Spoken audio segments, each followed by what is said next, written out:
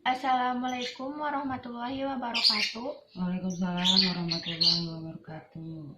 Tepangkeun wasta abdi Putri Graciela di kelas 10 IPS 2. Abdi di dieu bade ngawawancara pun biang kangge tugas basa Sunda ngeunaan Covid-19.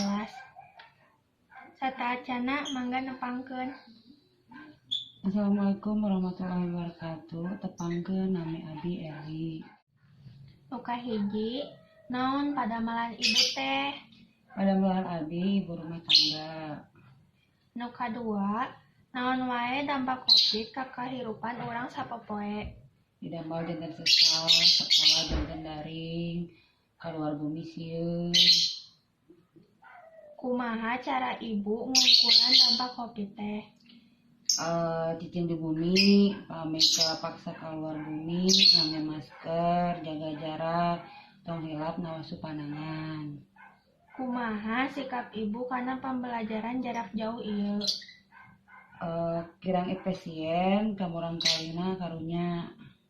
Kumaha pendapat ibu kanu ngalanggar protokol kesehatan? Kesel, udah ditindaklanjuti. Naon harepan kahareupna sabada Covid leungit? Didamel jantan gampil deui, sekolah teh tetap muka deui, kaluar teh sieun deui. Mung sakitu wae wawancara abdi sareng pun biang. Assalamualaikum warahmatullahi wabarakatuh. Waalaikumsalam warahmatullahi wabarakatuh.